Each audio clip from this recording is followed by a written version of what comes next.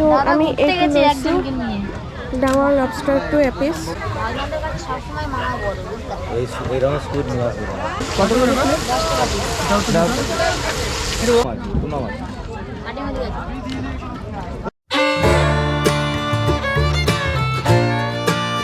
Video continue কৰাৰ আগত আপোনালোকক এটা জৰুৰী ইনফৰমেশ্যন দিব বিচাৰোঁ আপুনি যদি copyright free 4K drone footage নিজৰ কন্টেন্ট বা ভিডিঅ'ত ইউজ কৰিব বিচাৰে তেনেহ'লে www.digicart99.com ৱেবছাইট ভিজিট কৰি খুব ৰিজনেবল প্ৰাইচত copyright free 4K drone footage download কৰিব পাৰে ইয়াত প্ৰাইচ খুবেই ৰিজনেবল আৰু সম্পূৰ্ণ কপিৰাইট ফ্ৰী আপুনি আপোনাৰ কন্টেন্ট মনিটাইজো কৰিব পাৰে লিংক ভিডিও ডেসক্ৰিপচনত দিয়া আছে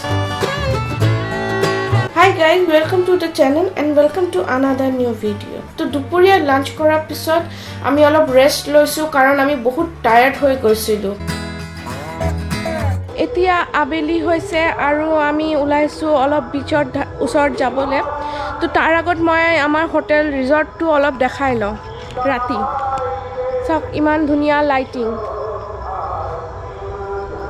ৰাতি ইমান ধুনীয়া লাগিছে আমি এতিয়া অলপ বিচৰ ফালত গৈ আছোঁ তো বিচৰ ফালত গৈ পেলাই ইয়াত আহি ডিনাৰ কৰিম ৰাতি 9:30 ভিতৰতে ইয়াত ডিনাৰ সাৰ্ভ কৰে 8টাৰ পৰা 9:30লৈকে নহ'লে বন্ধ হৈ যায় সেইকাৰণে আমাক কৈছে অলপ জলদি আহিবলৈ তো এতিয়া আমি গৈছোঁ অলপ বিচৰ ওচৰত ঘূৰি ফুৰি 9:30 ভিতৰতে আমি ইয়াত আহি পেলাই ডিনাৰ কৰিম আৰু ডিনাৰ কৰি মানে ইয়াত 10টাৰ ভিতৰত চব বন্ধ হৈ যায়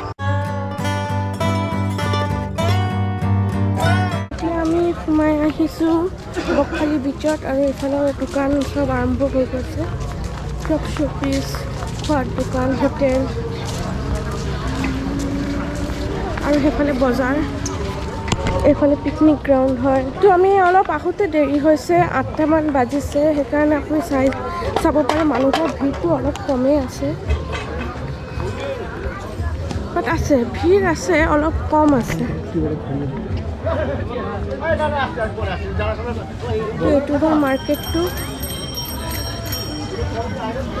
তো এতিয়া বকখালি বিচটো এনেকুৱা হয় এইটো দীঘা পুৰী বা মন্দাৰমণিৰ নিচিনা বেছি ভিৰ নহয় মন্দাৰমণিতো ইমান ভিৰ নহয় কাৰণ এইটো ডেভেলপ হৈ আছে তো আৰু অলপ জলদি আহিলে ইয়াত 10টাৰ ভিতৰত চব বন্ধ হৈ যায় আৰু অলপ জলদি আহিলে চাগে আমি মানুহ আৰু পালোহেঁতেন বাট আজি দেৰি হৈ গৈছে বাট কাইলৈ দেৰি নহ'ব কাইলৈ আমি জলদি আহিম এতিয়া চাওঁ মাছ ভাজি কিবা এটা খাম ইয়াত মই প্ৰথমবাৰ ইমান টাইপৰ মাছ দেখিছোঁ লবষ্টাৰ ক্ৰেব অক্টোপাছ টুনা আৰু বহুত টাইপৰ মাছ আছে মই এইবোৰ আগত কেতিয়াও দেখা নাই তো মই একেটা দোকানত ঘূৰি ফুৰি চাই আছোঁ যে পুৰি দীঘা এইবিলাকে আৰু ভেৰাইটিজ আছে মই তাত ইমান ভেৰাইটি দেখা নাই আৰু ইমান ষ্টলো দেখা নাই বাট ইয়াত বহুত ষ্টল তো আমি এইটো লৈছোঁ ডাঙৰ লবষ্টাৰটো এপিচ আৰু সেইফালে ভাজি দিব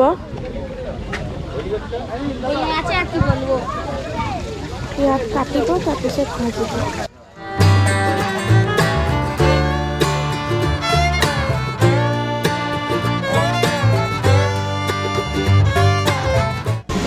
মাছ কাটছি আচ্ছা খাও যা ওই এটা কি নাহাৰি মাছ এটা কত কৰে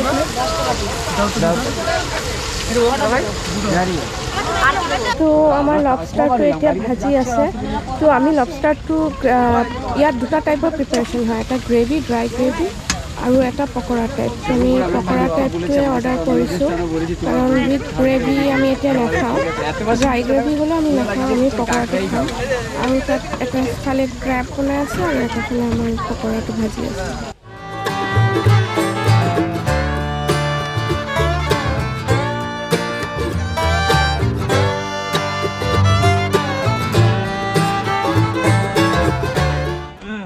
এইটো আমাৰ লবষ্টাৰ হয় ফ্ৰাই कितना पीस हुआ है 4-5 हुआ है ना 4-5 ফাৰ্ষ্ট টাইম লবষ্টাৰ খাই আছোঁ पॉम्पलेट কত দিলে পমপ্লেট বহুত সফট হয় মিছা মাছৰ নিচিনা হাৰ্ড নহয় মাছৰ নিচিনা টেষ্ট হয় বাট ভাল হয় ফাৰ্ষ্ট টাইম খাইছোঁ, মোৰ ভাল লাগিছে। 150 দি ঠিক আছে। তো মই খোৱাৰ পিছত এতিয়া সুমনে খাই আছে আৰু সুমনৰ বহুত গৰম লাগিছে। মইতো গৰম গৰমকেইটা অলপ খাই ল'লোঁ, তাৰপিছত তাক দিছোঁ, এতিয়াও গৰম আছে। কেনেকুৱা হৈছে? बहुत बढ़िया। ये लॉबस्टर पहली बार ट्राई कर। মই যিটো কৈছোঁ সেনেকুৱাই নে? মাছৰ নিচিনা টেষ্ট, কৰ্ণৰ নিচিনা নহয়? थोड़ा मछली ऐसे टेस्ट है।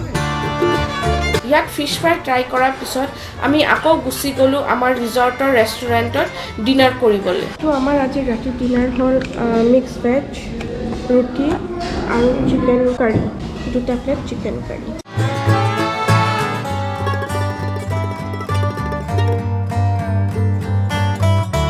চ' গাইজ আমাৰ ডিনাৰ কমপ্লিট হৈ গৈছে আৰু আমি ডিনাৰত চিকেন, আপুনি যেনেকুৱা চাইছে যে আমি ডিনাৰত চিকেন, ৰুটি আৰু মিক্স ভেজ খাইছোঁ। চিকেনটো বহুত বঢ়িয়া হৈছিলে, দেশী মুৰ্গী আছিলে আৰু পাতল ঝোল আছিলে। এণ্ড মিক্স ভেজটো অলপ স্পাইচি আছে বাট ভাল আছিলে, খাবলৈ বহুত ভাল আছিলে।